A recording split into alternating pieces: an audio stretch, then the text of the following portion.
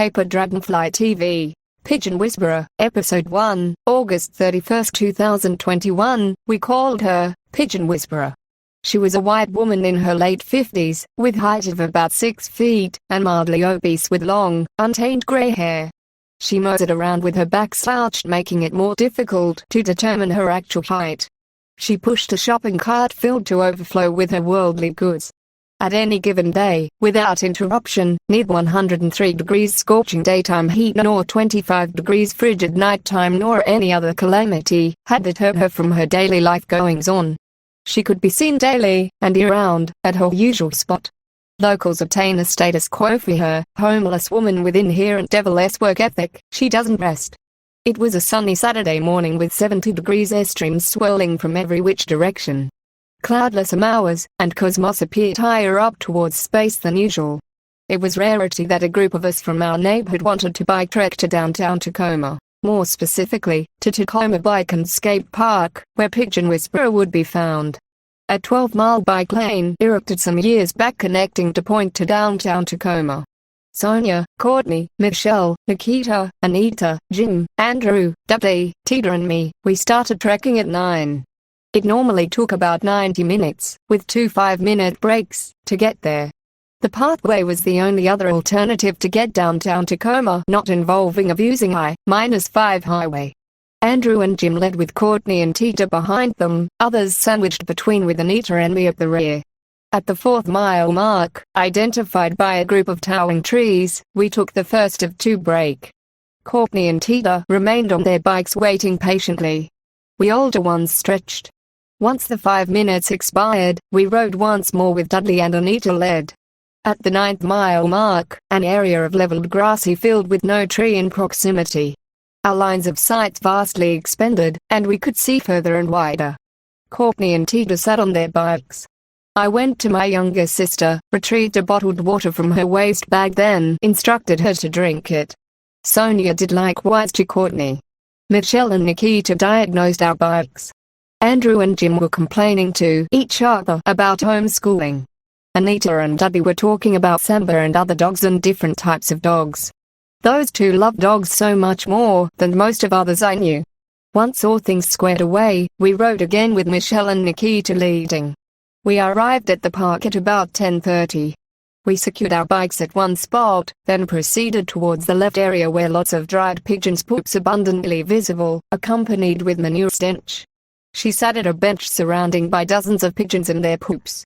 Her shopping cart filled to overflow with dozens of plastics grocery bags filled with something.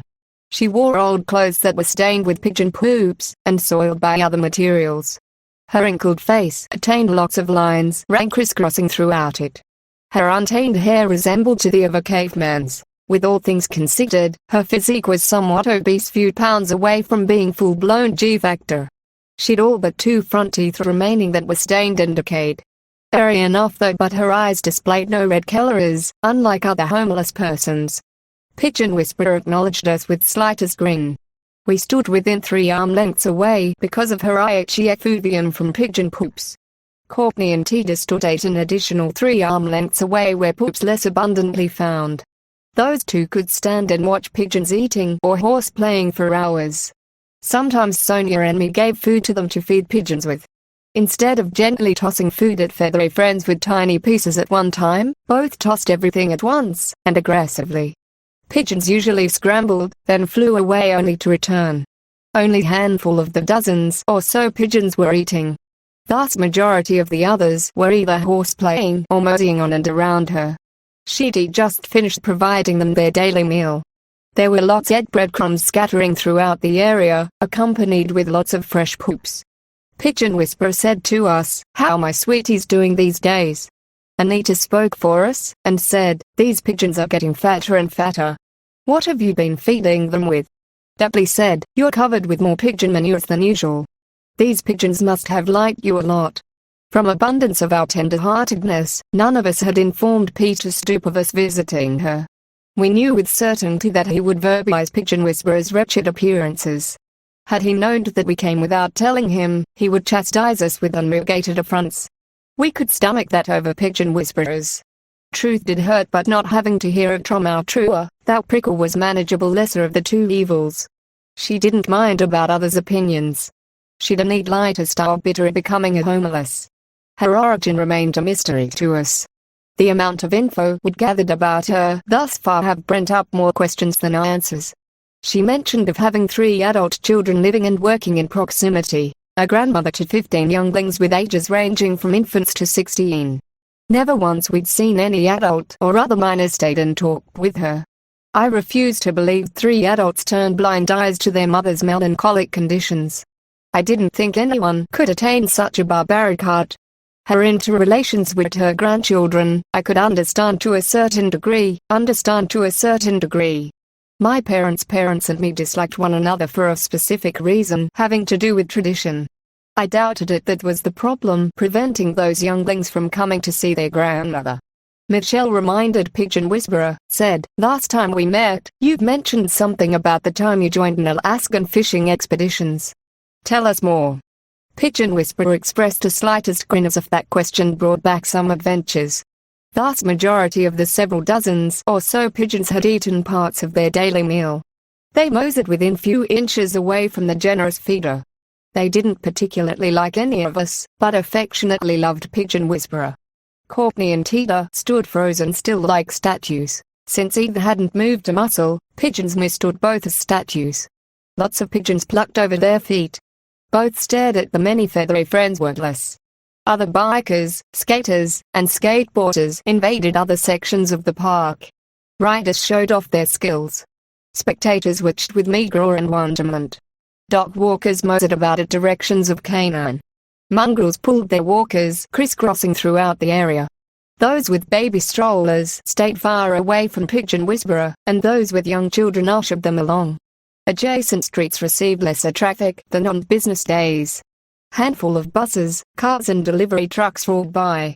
Daylight brightened exponentially, and temperatures malingered around between 80 degrees, minus 90 degrees. Lukewarm air streams swished by. Cloudless blue skies and stratosphere appeared higher up towards cosmos than usual. More pigeons came over. Some stayed on her laps. She stayed still. Some rested on or near her. Fresh poops were found on or near her as well. She sat upright. Few feathery friends were disturbed by that sudden motions. With the slightest grin, she said, "Alaskan fishing expeditions, yes, our employers branded us as young and restless. First Saturday in September usually official starting date." In early morning on that day, applicants were introduced to their boat captains and crews. Applicants were randomly assigned.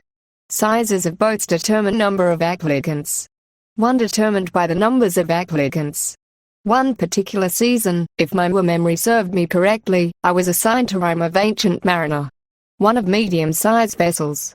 Its captain and crewmates, all 9 of them, were overzealous sea dogs. 29 of young and restless applicants of both genders stood in the midst of an early morning mist in September. Rime of Ancient Mariner's loading dock 18 located quarter-mile south of a rowdy dining hall. Vast majority of participants were battle-scarred, savvy sea dogs. Except for me.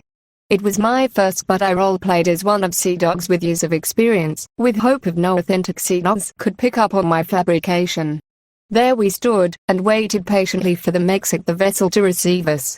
Other applicants assigned to other vessels were waiting as well. Thus far, we hadn't said a word to one another. Perhaps wordless was sea dog's way of greeting. I analyzed few members, ones that have exhibited to be problematic or oddities. Paper Dragonfly TV, Pigeon Whisperer, Episode 1, August 31, 2021, we called her Pigeon Whisperer.